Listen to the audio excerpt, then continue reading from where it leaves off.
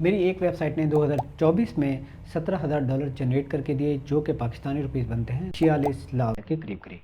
मेरी एक और वेबसाइट थी जिसने मुझे $3,800 जनरेट करके दिए, जो कि पाकिस्तानी रुपीस बनते हैं 10 लाख रुपए। और मेरी एक और वेबसाइट थी जो कि 2024 में जिसने मुझे $56,000 बना के दिए, जो कि पाकिस्तानी 15 मिलियन PKR रुपीस के करीब करीब बनते हैं। तो ये अब वेबसाइट क्या चल रही हैं या डेड हो? अस्सलाम वालेकुम, this is Amin Khan blogger. आज हम बात करने वाले हैं कि ब्लॉगिंग इन 2025, क्या ब्लॉगिंग जो है वो डेड हो गई है 2025 में या नहीं। जो एक न्यूबी हैं वो ब्लॉगिंग स्टार्ट करना चाहते हैं, क्या वो ब्लॉगिंग उनको 2025 में स्टार्ट करनी चाहिए या नहीं करनी चाहिए। तो वो आज हम इस वीडियो में फुली डिस्कस करेंगे। क्या आप ब्लॉगिंग को एज ए कैरियर ले सकते हैं या नहीं ले सकते, क्या आपको ब्लॉगिंग स्टार्ट करनी चाहिए या नहीं करनी चाहिए, और ब्लॉगिंग 2025 में कैसी रहेगी। तो इस वीडियो को आपने फुल वॉच करना है ताकि ज़्यादा से ज़्यादा फ़ायदा हासिल कर सकें। ये क्यों डेड हुई हैं? तो इसलिए डेड हुई हैं क्योंकि इन साइट्स को हम ब्रांड साइट्स बना के चला रहे थे। तो ब्रांड साइट्स को गूगल ने 2024 में बहुत सारी अपडेट्स लॉन्च की हैं, उनकी वजह से गूगल ने काफ़ी सारी साइट्स को डेड किया है, ख़त्म किया है सर्च इंजन से, क्योंकि इस पर काफ़ी सारी ट्रैफिक आ रही थी, तो इतने सारे डॉलर्स जनरेट हो रहे थे।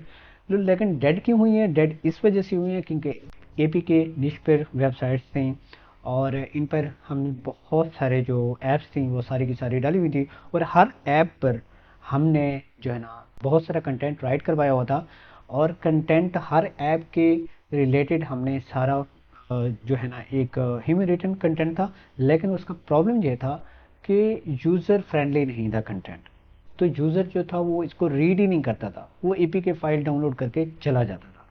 हमने गूगल की फॉर्मेलिटी को पूरा करने के लिए ये सारा कंटेंट राइट करवाया था। तो उसी वजह से गूगल ने इसको हिट किया है कि यूज़र इसको पढ़ ही नहीं रहा, गूगल इसको रीड ही नहीं कर रहा। तो जब यूज़र ही इस चीज़ से फ़ायदा हासिल नहीं कर रहा, तो देन इसको रैंक नहीं होना चाहिए।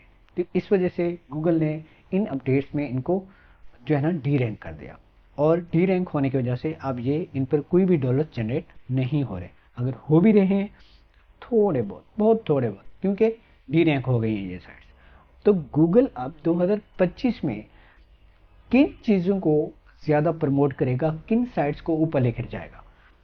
तो फिलहाल जो है 2025 में गूगल EMDs को मज़ीद अप करेगा, मेरी प्रेडिक्शन है, ठीक है, मेरी अपनी।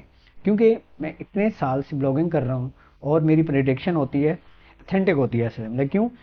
एक अगर मैं सोचूं कुछ साल पहले की बात है, जब गूगल एडसेंस हमें मिलता होता था तो उसमें एक ही कोड होता था, वही कोड उठा के हम जिस वेबसाइट पे प्लेस करते थे वो उस पर एड्स शो होना स्टार्ट हो जाती थी। तो मैंने सोचा था, मैंने कहा यार ये चीज़ गलत है। कोई एक एडसेंस अगर एक बंदे को मिल गया है तो वो जिस वेबसाइट पर लगाना चाहे, वो जैसी भी वेबसाइट है, तो उस पर ऐड शो हो जाते हैं। तो लोग उस पर क्लिक्स करवा करवा के गलत तरीके से, ठीक है, और गूगल को डांट दे के वो डॉलर्स अर्न करते थे। तो मैं सोचता होता था कि भाई ये ऐसा नहीं होना चाहिए। तो एक एडसेंस अगर किसी को मिल गया है तो उसमें हम लोग एक वेबसाइट ऐड करें, गूगल के पास रिक्वेस्ट जाए, गूगल उसको अप्रूव करे, तभी उस एडसेंस के अंदर वो साइट रन होनी चाहिए, उस पर एड्स रन होने चाहिए, अदरवाइज एड्स रन नहीं होने चाहिए। तो गूगल ने एक साल के बाद सेम ऐसे किया था जैसे मैं बता रहा हूँ। ये मेरी प्रिडिक्शन थी उस टाइम। मैं ऐसा सोचता था कि ऐसा करना चाहिए गूगल को, और गूगल एडसेंस ने वैसे ही किया जैसे मैं सोचता था। तो इसी वजह से, क्यों? क्योंकि इतने अरसे से मैं गूगल एडसेंस के साथ चल रहा हूँ, ब्लॉगिंग कर रहा हूँ। तो डेफिनेटली मैं जो चीज़ आप लोगों के साथ शेयर करूँगा, जो चीज़ आप लोगों को बताऊँगा, वो आप लोगों के लिए फ़ायदेमंद होगी। ऐसा नहीं है मैं कहीं से बात सुन के आप लोगों के साथ शेयर करूँ तो वो चीज़ मैं नहीं समझता कि वो ठीक है। जो मेरी प्रिडिक्शन है इंशाल्लाह आप लोगों को फ़ायदा देगी। तो उसमें ये है कि आप लोग EMDs बनाते जाएं, और EMDs सबसे बेस्ट है। मतलब कि पहले हम एक ब्रांड साइट बनाते थे और उसमें सारी की सारी ऐप्स डाल देते थे। 500 ऐप्स हों तो 500 ऐप्स ही डाल देते थे, 1000 ऐप्स डाल दी, 2000 ऐप्स डाल दी, वो ब्रांड साइट हमारी बन जाती होती थी। अब क्या है, एक ही टॉपिक पर एक EMD हम बना लेते हैं, एक ऐप है वो, उसको हम पूरा कवर करते हैं एक ही साइट के अंदर, एग्जैक्ट मैच के अंदर। ठीक है, तो उस पर एग्जैक्ट मैच मैं बार बार कह रहा हूँ, तो मेरा एक कोर्स पड़ा हुआ है पीछे, आप देख सकते हैं मेरे इस चैनल में। तो वो ई एम डीज पर सारे के सारे मैंने बता रखी है, ई एम डीज क्या है उसमें आप देख सकते हैं। जो कि न्यूबीज हैं जिनको ये समझ नहीं आ रही कि ई एम डीज क्या है, ई एम डीज एग्जैक्ट मैच डोमेन को बोलते हैं। ई एम डीज, तो अब उस पर एक टॉपिक आपने बना लिया और उस पर सारा का सारा आपने कवर कर दिया, उसको उसका लेआउट ऐसे बनाया उस ऐप के रिलेटेड, या ऐप के रिलेटेड अगर बना रहे हैं तो सारा का सारा आपने जो लेआउट रखना है ऐप के रिलेटेड होना चाहिए, कलर भी वैसे होने चाहिए, ऐप के रिलेटेड होनी चाहिए। अगर कोई गेम है उस गेम के अकॉर्डिंग ही आपने वो कलर वगैरह चूज़ करने हैं, अपना लेआउट साइट को बनाना है। ठीक है, और जो एपीके फाइल है, फॉर एग्जांपल एपीके पर बना रहे हैं, अगर एपीके फाइल दे रहे हैं तो एपीके फाइल को आपने ये हमेशा याद रखना है, जिस साइट का साइज एपीके फाइल साइज अच्छा होगा, ज़्यादा होगा, तो वो टॉप पर रहेगी।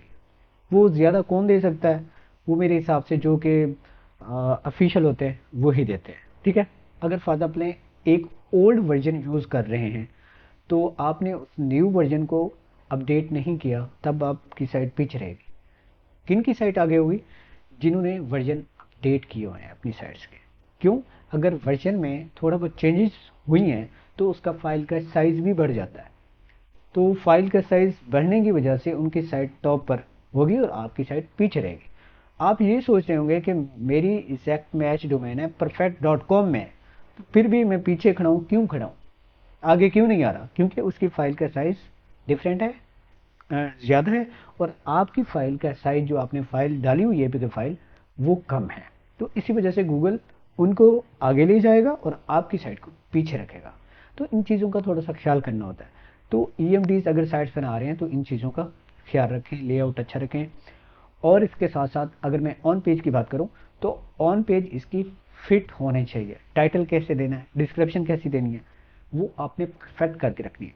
और आपने यूज़र कंटेंट रखना है, ह्यूमन रिटन कंटेंट डालना है अपने ई एम डीज के अंदर। अगर आप ए आई यूज़ करेंगे तो ए आई कंटेंट को गूगल हिट कर रहा है। ए आई कंटेंट जो भी लिखेगा पहले तो उसकी वेबसाइट ऐसे अप जाएगी, फिर उसके बाद मिलेगी ही नहीं गूगल में। ठीक है, गूगल उसको डिटेक्ट कर रहा है, ए आई को डिटेक्ट कर रहा है। देखिए ना, पहले लोग कहते थे कि हाँ भी ए आई का दौर है, ए आई का फ्यूचर है, तो ए आई टूल यूज़ करें, कंटेंट लिंक में वहाँ से सारा कुछ। भाई ए आई आप यूज़ करें, जितनी भी टूल है उसको यूज़ करें, लेकिन कंटेंट के लिए नहीं। वो कंटेंट कहाँ से लाते हैं ये टूल्स, वो वेबसाइट्स, हमारी वेबसाइट्स, किसी और की वेबसाइट्स, वहाँ से आइडियाज़, वहाँ से कंटेंट सारा कुछ जनरेट करके लाती हैं, फिर उसको रीजनरेट करके सारा कुछ आपको मिल जाता है वो कंटेंट। ऐसा कंटेंट नहीं चाहिए गूगल को, बिल्कुल ऐसा कंटेंट नहीं चाहिए, और गूगल इसको हिट करता है। फिर आपकी साइट, आपकी मेहनत, आपके सारा कुछ ज़ाया हो जाता है। कैसा होना चाहिए कंटेंट, कंटेंट ऐसा होना चाहिए, अगर आप एक किसी ऐप पर, किसी गेम पर एक ई एम डी आपने बना ली, तो आपने अपने राइटर से कहना है भाई ये ऐप है, इसको इंस्टॉल करें अपने मोबाइल के अंदर। ठीक है, मोबाइल के अंदर इंस्टॉल वो करेगा राइटर, और उसको ऐप को पूरा देखेगा कि इसके फंक्शन कौन से हैं, इसके फीचर्स कौन से हैं, वो सारे के सारे उनको देखकर उनके स्क्रीनशॉट लें आप। ठीक है, ऑफिशियल आप जो है ना उसके स्क्रीनशॉट लें। ऐसा नहीं करना कि आपने गूगल से जो भी इमेजेस मिल जाए उनको सारा कुछ क्रैप करके ये वो कैनवा से बना लीजिए। कोशिश करें वही उसी ऐप के स्क्रीनशॉट लेके वो आप अपनी उस ई एम डीज के अंदर डालें, और जो कंटेंट हो उसके रिलेटेड होना चाहिए, यूज़र को फ़ायदा होना चाहिए। यूज़र अगर एक फ़ीचर पढ़ रहा है तो वो फ़ीचर परफेक्ट होना चाहिए। ठीक है, ऐसा भी नहीं है कि सारे लोग जो है ना वो फ़ीचर बना के बैठे हैं, वो सारे के सारे सेम टू सेम आपने वही फ़ीचर डालने। नहीं, आप जितना डिफरेंट, जितना डिज़ाइन डिफरेंट करके बनाएंगे, आपकी साइट उतनी ही आने के चांसेज होंगे, आपकी साइट टॉप पर रहेगी। ठीक है, यूनिक करके रखें उसको। ये तो मैंने डिस्कस कर लिया ऑन पेज को। तो ऑफ पेज के लिए स्ट्रेटजी क्या है, ऑफ पेज के लिए आप लोगों ने ऐसा करना है कि पहले तो बिल्कुल बैकलिंक बनाने ही नहीं है, बनाने नहीं है, अपनी साइट को ऐसे ही छोड़ देना है। सारा कुछ ऑन पेज करके उसके जो भी फाइल्स हैं, जो भी डाटा है वो आपने डाल दिया, सारा कुछ फैक्ट करके उसके बाद आपने छोड़ देना। लेकिन मैं हमेशा कहता हूँ कि आप एक ब्लॉग की कैटेगरी बनाएं, और ब्लॉग की कैटेगरीज में 10 15 20 ब्लॉग्स राइट करवा के आर्टिकल्स उसमें डालने चाहिए आपको, ई एम डीज भी अगर बना रहे हैं ऐसा नहीं है कि एक ही पेज बना के आप छोड़ दें अपनी साइट को और कहेंगे अमीन भाई ने कहा था। नहीं, जितने आप ब्लॉग पोस्ट बनाएंगे उतने लिंक क्रिएट होंगे, गूगल उनको इंडेक्स करेगा। अगर लिंक्स कम होंगे आपकी वेबसाइट्स के तो यूज़र गूगल उसको ठीक नहीं समझता कि हाँ भाई ये सिर्फ वन पेज पे बैठा हुआ है बंदा, तो ऐसा रैंक नहीं करेगा। जितनी ज़्यादा आपकी वेबसाइट्स के पेजेस होंगे, आपकी वेबसाइट्स के लिंक्स होंगे, उतनी फिर गूगल उसको ट्रस्टेड वेबसाइट समझता है। ठीक है, तो फिर उसको रैंक देता है। तो इस वजह से मैं कहता हूँ कि ब्लॉग की कैटेगरी बना के उसके अंदर कुछ ना कुछ ब्लॉग्स डालें ताकि लिंक्स बढ़ें आपकी वेबसाइट के और आपको रैंकिंग मिल सके। ठीक है, तो इसके साथ साथ आपने जो ऑफ पेज करना है वो करना है तकरीबन आफ्टर 4 to 5 मंथ। ठीक है, जब आपने एक वेबसाइट क्रिएट की और उसके बाद बनाई और उसके बाद आपने 5 मंथ के बाद, ठीक है, आपने बैकलिंक हल्के बुल्के से स्टार्ट कर देने। फोरम बैकलिंक बहुत कम बनाने, ना होने के बराबर बनाने। बाकी जितने भी आप लिंक्स बनाएं थोड़े थोड़े बनाते रहें डेली बेसिस पर थोड़े बहुत, लेकिन परफेक्ट होने चाहिए। नेकेड लिंक ज़्यादा करने की कोशिश करें कि नेकेड लिंक ज़्यादा दें अपनी साइट्स को। और बाकी एंकर टैग्स आपने डिफरेंट डिफरेंट करके रखने हैं। सेम एक ही एंकर को पकड़ कर सारे उस पर लिंक्स नहीं डालने, डिफरेंट डिफरेंट आपने एंकर रख कर लिंक्स बनाते जाने हैं। बेशक वो कमेंट्स लिंक्स हों, ब्लॉग लिंक्स हों, डिफरेंट डिफरेंट जैसे भी लिंक्स बनते हैं। आप लिंक्स ये कहाँ से मिलेंगे आपको? एचरेफ ले लें टूल, वहाँ से डिफरेंट जो साइट्स हैं उन साइट्स के जिन लोगों ने बैकलिंक बनाए हुए हैं, जो साइट्स बैकलिंक दे रही हैं, उनके अंदर जो है ना आप बैकलिंक उनको यूज़ कर सकते हैं।